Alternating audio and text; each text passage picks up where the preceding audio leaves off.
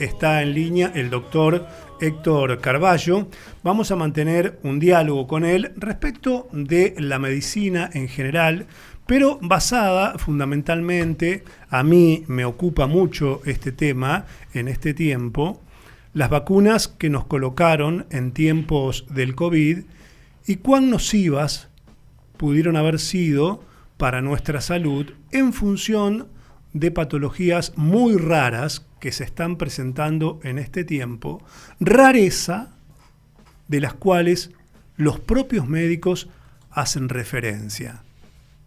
Infartos, distintos tipos de cáncer, ACV y otras. Las hubo siempre, pero ahora se observa con mayor frecuencia y, como dicen los propios profesionales de la salud, al menos algunos, con cierta rareza. Tengo esta inquietud en forma personal, la quiero traer a la radio para compartirla con nuestros oyentes. Qué mejor que hablarlo con un profesional de primera línea a nivel nacional como el doctor Héctor Carballo. Doctor Miguel Gerván es mi nombre, un placer saludarlo. Muy buenas tardes. ¿Qué tal, Miguel? Un gusto. ¿Cuán nocivas pueden resultar las vacunas que nos aplicaron en tiempos de COVID? Ajá. Es una buena pregunta. Yo no sé de cuánto tiempo disponemos, pero me gustaría encararlo diferente, si usted no tiene inconveniente. No, por favor. Uno de los problemas más grandes que tenemos en este momento es la incertidumbre. No sabemos qué ha pasado, no sabemos qué está pasando y no sabemos qué va a pasar. Cuando digo, me incluyo, pero en términos generales es la opinión de la gente en general. Yo creo que peor que tener malas noticias es no tener noticias, es decir, la incertidumbre.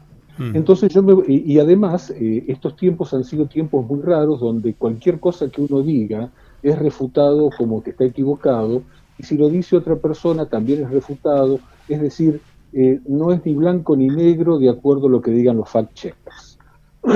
Por eso, yo quería encararlo de la siguiente forma, basándome exclusivamente en hechos. Tal cual usted lo dijo, se está viendo un número estadísticamente desproporcionado por lo alto en accidentes cerebrovasculares y en problemas coronarios y en problemas de arritmias cardíacas, incluyendo personas jóvenes que no eran el grupo de riesgo de esas patologías. ¿Bien? Uh-huh. Por otro lado, se está viendo muchísimas enfermedades autoinmunes, que son aquellas donde la inmunidad se vuelve loca y afecta al propio organismo. Es como tener un perro Doberman para que lo proteja y un día se levantó chiflado y lo atacó a usted. Uh-huh. Es decir, esa es la autoinmunidad, incluso en variantes de enfermedades autoinmunes que son muy raras de ver. Y en tercer lugar, también es estadísticamente significativo. Lo que yo estoy diciendo son cosas que no es que sean ciertas porque yo lo digo, son ciertas porque la estadística lo dice, entonces no son refutables. Hay un aumento considerable en la incidencia de cáncer. Esa incidencia de cáncer implica cánceres de aparición nueva, reaparición de cánceres que estaban perfectamente controlados, y en particular, con una evolución, tanto unos como otros, altísimamente agresiva. Es lo que un amigo mío, patólogo de Estados Unidos, Ryan Cole, definió como turbocáncer. Todas estas cosas se han producido recientemente. Entonces, uno puede decir, ¿son por culpa de las vacunas o son por culpa del COVID? Bien, vamos a otro dato que es cierto.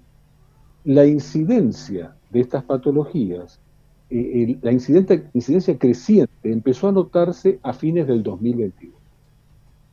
¿Sí? Uh-huh.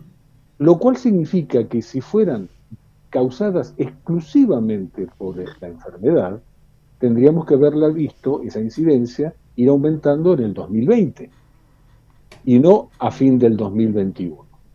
¿Qué pasó de diferente entre el 2020 y el 2021? La vacuna. ¿Sí?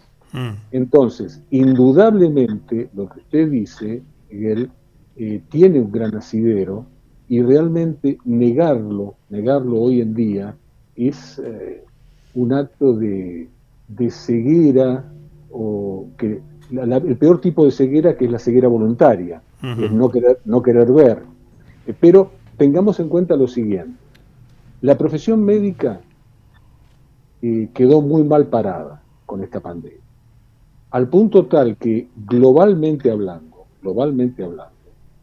la confianza en los agentes de salud, que rondaba el 80% en el 2019, en este momento llega escasamente a un 41%. Eso es un llamado de atención muy grande para todos los que hemos participado en estos episodios. ¿Por qué? Porque algunos se lamentan de que la gente no confía en ellos, pero la confianza hay que ganársela. ¿Sí?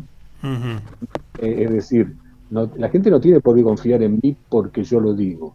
Yo tengo que ganarme la confianza, y eso se gana día a día, no con palabras, sino con el accionar.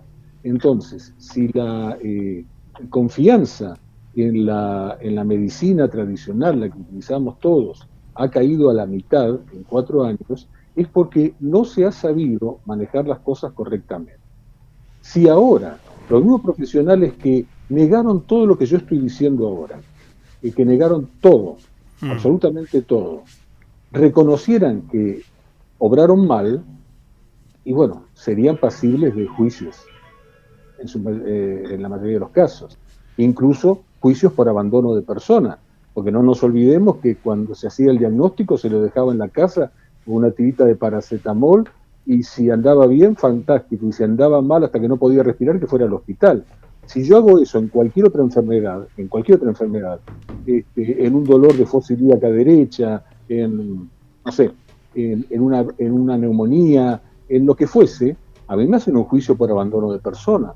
Y ahora están empezando a aparecer los juicios por abandono de persona. ¿Y usted cómo hubiese tratado, por ejemplo, el COVID? ¿Qué valor en ese marco le dio a ivermectina? Bueno, en realidad nosotros hicimos los primeros protocolos mundiales de ivermectina, pero sería una soberbia tonta de mi parte decir que la ivermectina era el tratamiento para el COVID. Lo era la ivermectina, como lo era la hidroxicloroquina, la doxiciclina, la citromicina y otras medicaciones, porque era un virus muy sensible a muchísimos tratamientos que yo le estoy mencionando, muchos más de los que mencioné. Ahora, ¿qué es lo que pasa? Todos esos tratamientos tienen un inconveniente garrafal: no tienen dueño y son baratos. Además, todos esos tratamientos, la aceptación pública de la eficacia de cualquiera de esos tratamientos, habría impedido que se otorgase la autorización precaria por emergencia para la aplicación de las vacunas. Entonces usted comprenderá que había billones y billones de razones para que eso no sucediese. Claro.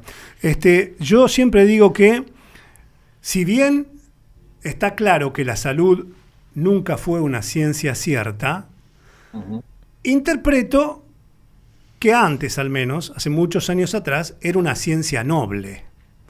Ahora es más o menos la mitad y la mitad. Porque hoy hay muchos médicos que se rigen estrictamente bajo los lineamientos de la Organización Mundial de la Salud, que son unos fantásticos tremendos que se la pasan haciendo negocios con la salud desde hace por lo menos 50 años a esta parte. Y me hago cargo absolutamente de lo que digo. Y sucede también, doctor, al menos a mí me pasa, de que muchas veces el paciente, cuando tiene una enfermedad, va no solo con el sistema inmune bajo, sino con las defensas intelectuales bajas. Entonces el médico le dice: no, tenés que tomar tal cosa, o tenés que llevarte el paracetamol, o esperemos una semana a ver cómo estás, si estoy o si no estoy. Hay muchos que quieren, otros que no. Yo voy al médico, como podría ir a verlo usted. Voy a buscar una opinión. Después yo soy el dueño de mi vida. Veo si tomo la suya, si tomo la del otro, qué es lo que hago sobre mi vida, qué tratamiento voy a aplicar. Pero en la Argentina estamos siempre con las defensas intelectuales bajas y nos dejamos llevar, por lo general, de los médicos tradicionales que rigen sus normativas bajo lo que establece la Organización Mundial de la Salud, que es una gran comerciante a nivel mundial. Por eso digo que en algún momento la medicina fue noble y ahora ya no es tanto. No sé qué visión tiene usted al respecto. Bueno, yo creo que la medicina sigue siendo noble. Lo que perdió nobleza son los médicos. Es decir, la medicina como concepto sigue siendo noble, pero depende de la aplicación que se haga de la misma. Sí, es como todo, como la política es una institución, la política, claro, pero el tema son los políticos que la practican. El problema son los políticos, tal cual, acá sucede lo mismo. Lo que sucede es que, como usted bien dijo, la Organización Mundial de la Salud no es una organización, es una escribanía. Una escribanía donde los grandes intereses internacionales, supranacionales, porque no es el interés de tal o cual país solamente, sino el interés de tal o cual persona, que no necesariamente es el presidente de ese país. Entonces, se arbitran medidas, se llevan adelante medidas que no tienen nada que ver con la verdadera salud pública, sino simplemente para satisfacer los intereses de esas personas.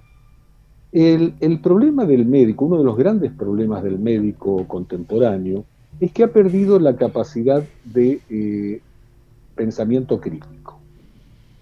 Es decir, si a mí me dicen esto se hace así porque sí, porque está en este papelito con un sello, y yo lo acepto como tal, y yo tendría que dedicarme a alguna otra cosa, poner un parripollo, un lavadero de autos, pero realmente, si no tengo pensamiento crítico, no sirvo para médico.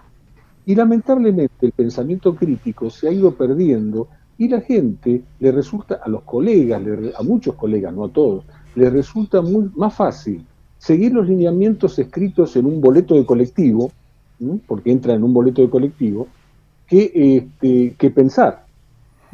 Ya no solo no hay pensamiento crítico, sino que no hay pensamiento. Usted se escandalizaría de saber, y esto es previo a la pandemia, que el 80% de lo que los médicos recetan es porque los visitadores médicos se lo presentaron. No porque leyeron un tratado de medicina de 2000 hojas o porque fueron a 20 congresos, no, porque el visitador que está esperando entre paciente y paciente le deja unas cuantas muestras, le deja una literatura que es una hojita sola, que el médico ni se toma el trabajo de ver si es cierta o es falaz, y receta en función de eso. Y cuando va a los congresos, en realidad el principal estímulo para ir a los congresos médicos es la comida, la bebida y los paseos. De modo tal que si el médico queda bien comido, bien bebido y bien paseado, va a recetar lo que le presentaron, aunque sea una porquería. Usted dirá, este médico se tira en contra de los médicos. No, mire, al contrario. En realidad yo siento mucha vergüenza. En estos últimos 4 años he tenido tantos episodios de una vergüenza profunda de ver lo que sucedía alrededor, de la falta de razonamiento, de la falta de pensamiento crítico, de la falta de coraje. Otra cosa también ha sido la cobardía, ¿no? Totalmente. Y de la gran corrupción, de la gran corruptela que ha habido dentro del gremio, que muchas veces he sentido vergüenza de ser médico.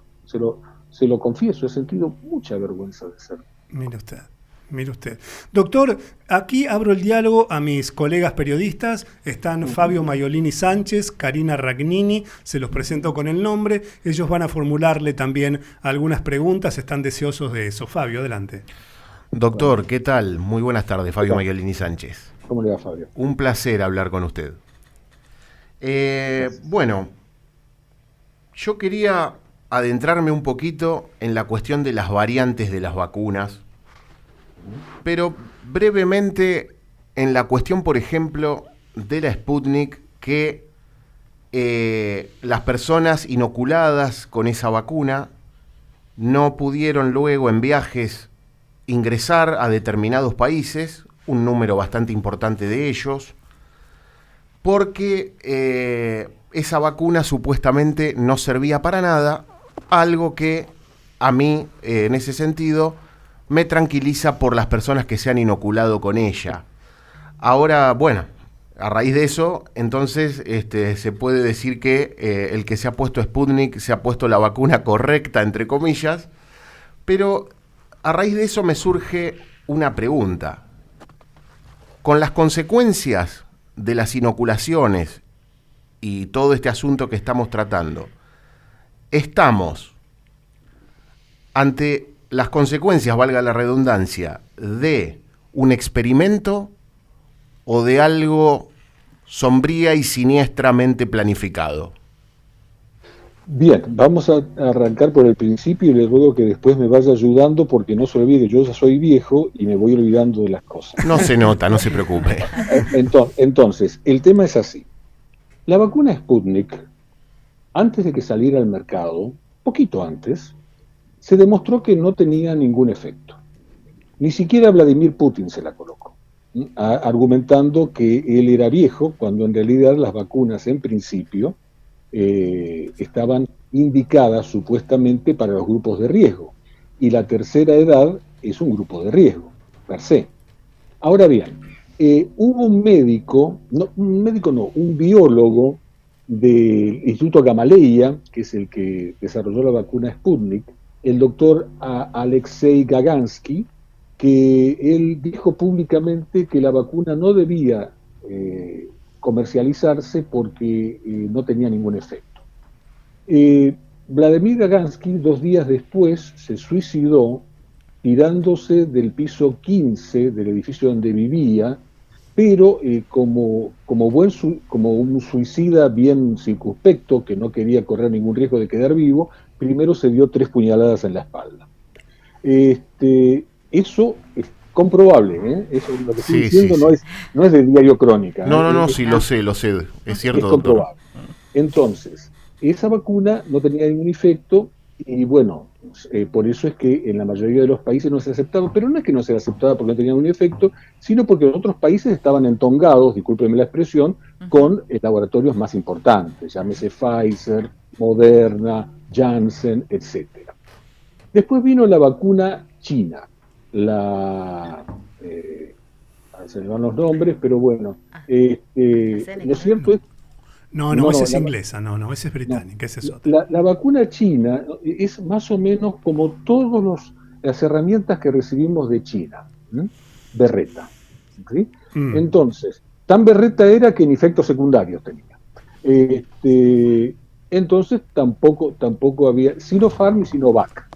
Ahí está, Sinopharm y Sinovac, ahí me acuerdo. Perfecto. Entonces, lo cierto es que esta sí fue aceptada en otras partes del mundo, pero no porque sirviera, sino porque los chinos tienen mucha plata para convencer a las autoridades. Eso sí, les sobra plata. Entonces, por la plata baila el mono. Y después vinieron las vacunas ARN mensajero, insisto, Pfizer, Moderna, Janssen y AstraZeneca. Ahora bien, el problema con estas vacunas ha sido doble, porque estas vacunas tienen un ARN mensajero al cual se le adiciona una porción de la corona del virus que se llama Spike, ¿sí? Esto genera un doble problema.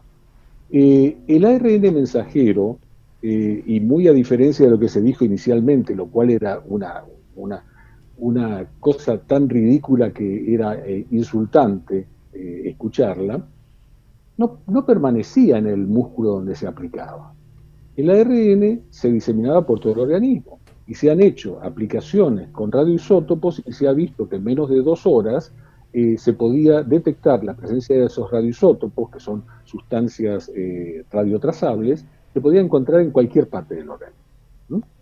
Lo cual afectaba el funcionamiento de las células en general, el funcionamiento del sistema inmunitario en particular, de 2 formas diferentes.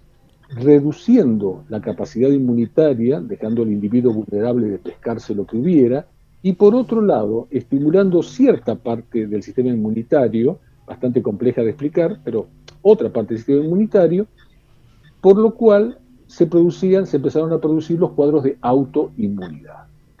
Ahora, todos estos cuadros de autoinmunidad tienen en común, se llamen como se llamen, artritis reumatoidea, Sjögren, síndrome del hombre rígido, esclerodermia, lupus eritematoso, todos ellos tienen en particular que afectan la parte interna de los vasos, es decir, producen inflamación de los vasos. En medicina todo lo que termina en itis es inflamatorio, colitis, otitis, cistitis, bueno. Entonces la inflamación del endotelio de los vasos se llama endotelitis. Cuando está inflamado el endotelio de los vasos, es decir, cuando hay endotelitis, las plaquetas acuden a la zona inflamatoria produciendo lo que se llama el trombo blanco, sobre el cual se aplican luego los glóbulos rojos produciendo el trombo rojo, dando lugar a las trombosis. Y cuando un fragmento de esos trombos se desprende, dan lugar a las embolias. Y esto es lo que se ha visto, que se está viendo todavía en muchos casos. Lo primero que vimos nosotros en el Hospital Muñiz, yo no trabajo en el Muñiz, pero el doctor Hirsch, con el que hicimos todos los protocolos, fue cegueras por trombosis de la arteria central de la retina. Cuando hablo de cegueras, no estoy hablando de algo que le dure un tiempito y se le va. Quedaron ciegos por lo menos de un ojo. ¿Sí? Y después de eso se empezaron a ver los problemas cardíacos, con infartos, y después los accidentes cerebrovasculares. ¿Por qué? Porque si se forma un trombo chiquitito en la aorta, ¿sí?, que tiene un calibre grande, puede ser que el paciente se muera de viejo sin saber que lo tiene. Pero si ese mismo trombito chiquitito se forma en una arteria del cerebro o en una coronaria, la obstruye por completo. Entonces ahí se ven las grandes lesiones. Eso todo referido al RNA mensajero, además de las modificaciones celulares que produce, de modo tal que seguramente está en una relación directa, causal, con la aparición de los turbocáncer. Y por otro lado está la proteína Spike. La proteína Spike es un fragmento muy pequeñito, que se inyecta con la intención, supuestamente, Fabio, porque después tengo que ir a la segunda parte de su pregunta, supuestamente con la intención de generar inmunidad. Pero la proteína Spike actúa igual que otra porción muy pequeñita que se llama prión, y que produce las enfermedades por priones. Las enfermedades por priones están producidas por la acumulación de esos elementos subcelulares en ciertas partes del sistema nervioso central, produciendo, por ejemplo, la enfermedad de Creutzfeldt-Jakob, que es la enfermedad de la vaca loca, ¿sí?, que la teníamos y la hemos tenido y la tenemos en Argentina, y otras enfermedades que tienen distintos nombres, a cada cual más raro, pero que en realidad es lo mismo afectando otra parte del cerebro. Así tiene el Kuru, que se descubrió en África y que afecta a la región occipital, la demencia frontal, que es la que tiene Bruce Willis, el Alzheimer galopante, que es el que tiene, ¿cómo se llama?, Joe Biden. Bueno, todas esas cosas que indudablemente están en relación con las vacunas. Es decir, para darle nombre y apellido, Bruce Willis tiene la enfermedad por priones y le produjo la demencia frontal. Jamie Foxx, el que hizo de Ray Charles en la película, él tuvo la trombosis y quedó hemipléjico. ¿Sí? Después hubo casos más leves, como el Justin Bieber, que tuvo la caída del párpado y la desviación de la comisura labial, y eso sí recuperó después de 4 o 5 meses de fisioterapia. Le estoy poniendo nombres y apellidos para no hablar así en el aire. Claro. Gente que todos conocemos, por lo menos conocemos del cine. Y entonces vamos a la segunda parte de su pregunta, Fabio.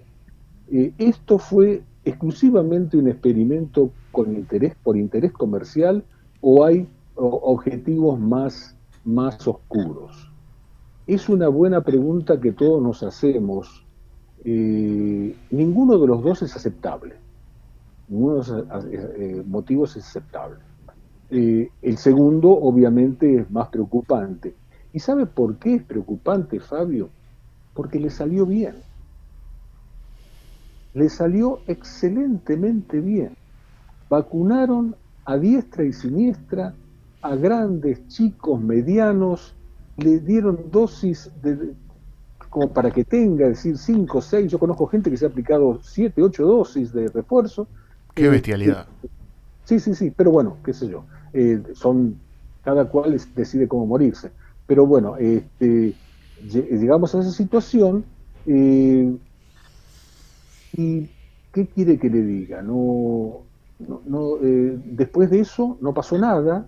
Estamos conversando con ustedes que tienen una mente abierta a las distintas opiniones, que no se quedan con una sola campana, que no están adheridos a la narrativa oficial, pero no hay nadie preso. Uh-huh. Entonces quiere decir que le salió bien. Y si le salió bien, hay muchas chances de que lo quieran hacer de nuevo. Sí, yo en lo personal no tengo ninguna duda, claro. ¿Qué temas? Sí, Karina, por favor. Doctor, Karina Ragnini lo saluda. Doctor, Hola, con respecto a este tema, bueno, recién hablaba justamente de las vacunas, los tipos de vacuna, pero ¿qué pasa con aquellas personas que atravesaron el COVID? ¿Tienen posibilidades también de desarrollar después algún tipo de estas enfermedades o en ese caso ya no?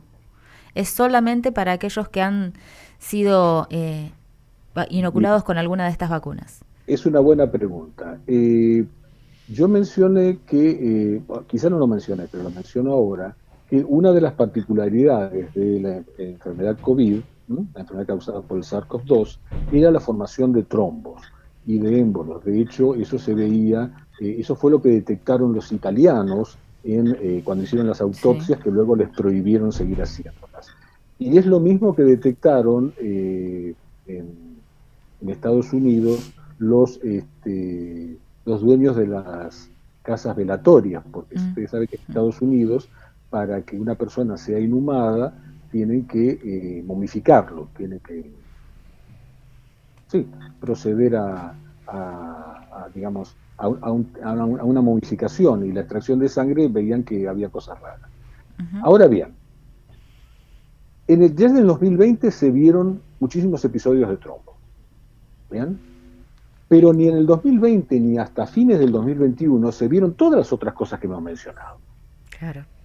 Entonces, hay una relación causa-efecto. Pongámoslo así. El aumento del número de muertos en Indonesia después del tsunami fue muy grande. Uh-huh. Y la causa fue el tsunami. Sí. Ahora, si una persona se moría ahogado en la bañera de su casa en Indonesia 1 año y medio después del tsunami, no le podía echar la culpa al tsunami. Y acá es exactamente lo mismo. Uh-huh. Todas las otras enfermedades que hemos mencionado, todas las que hemos dicho, no se produjeron en el 2020. No hay ningún registro de aumento de la incidencia de esas patologías en el 2020. Ni tampoco en el 2021. Recién a fines del 2021 se ve. Uh-huh. Doctor, me quiero sacar una duda sobre una enfermedad que he tenido incluso, que es el dengue. ¿Tiene opinión formada sobre la enfermedad del dengue y las vacunas? Porque tengo conocimiento que tras más de 20 años de investigaciones fue registrada una vacuna contra el dengue en el año 2015.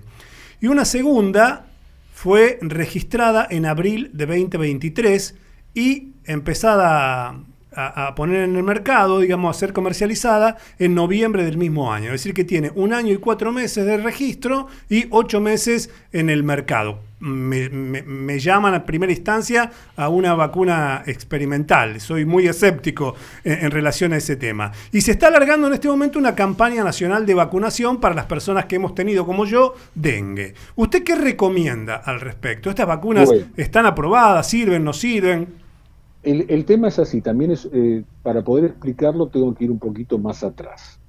El dengue es una enfermedad viral transmitida principalmente por los mosquitos, de una variedad en particular, y que de la cual de esta virosis hay 4 serotipos, Sí, que son los dengue 1, 2, 3 y 4. correcto. Si uno contrae la enfermedad por un serotipo, cualquiera de ellos, lo más probable es que lo pase feo, se sienta mal, se sienta decaído, tenga una recuperación lenta, pero va a desarrollar inmunidad contra ese serotipo.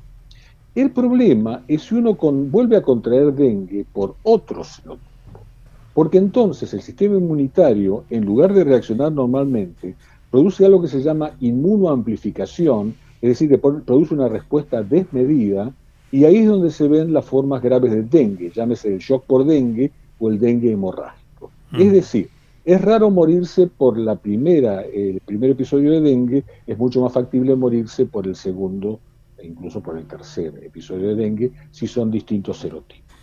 Ahora bien, una vacuna, quedó entendido lo que es la inmunoamplificación, ¿verdad? Sí, sí. Sí, sí. Una vacuna supuestamente debería tener los 4 serotipos. Es decir, yo no le recomiendo a nadie jugar a la ruleta rusa, ¿sí? Sí. En la ruleta rusa se pone una bala en el tambor. Imagínese si en lugar de una bala tuviera 4. Claro. Es más peligroso. Con respecto a lo que decía de vacunas, la primera vacuna la produjeron los norteamericanos, que como siempre hacen, no la probaron en Estados Unidos, sino en Filipinas. En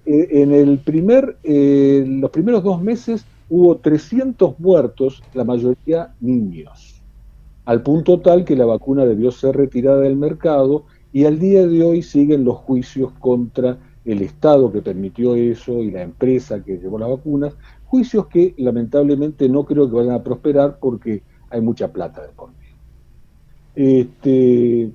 La otra vacuna, la otra que ustedes mencionaban, Sí. es japonesa. Esa vacuna la quisieron introducir en Estados Unidos y la debieron retirar porque estaba floja de papel. Así como le digo, estaba floja de papeles. Pero como les dije antes, mientras hay dinero hay esperanza, no la iban a tirar a la basura. Entonces la empezaron a utilizar en los países subdesarrollados, incluyendo Argentina. Yo personalmente no le recomiendo la vacuna a nadie, este tipo de vacunas, porque produce una estimulación de la inmunidad que si el individuo ya tuvo dengue, o si existe el riesgo de que vuelva a tener dengue, lo único que van a hacer es dar lugar a las formas graves de dengue, las que mencioné antes, dengue hemorrágico y shock por dengue, y en definitiva va a ser peor el remedio que la enfermedad. De acuerdo, entendido perfectamente entonces qué es lo que hay que hacer conforme a su punto de vista. Doctor, hemos tenido media hora de charla, le hemos robado media hora de su tiempo. Yo le agradezco profundamente la atención que ha tenido para con este equipo de CNN aquí en la provincia de Santa Fe. Muchísimas gracias por su tiempo. Para nosotros ha sido muy valioso este diálogo. Gracias a ustedes. Yo le confieso que ya no suelo dar charlas así o reportajes porque, bueno, fue agotador estos años. Sí. Pero como lo recomendó el profesor Alonso, a quien me une una amistad y por quien tengo una admiración muy grande, no podía decir que no, y ha sido un gran placer poder hablar con ustedes. Muchísimas gracias. Gracias, doctor. Muy Muchas atento. gracias. Doctor Héctor Carballo, una eminencia médica de la República Argentina, charlando con nosotros en CNN.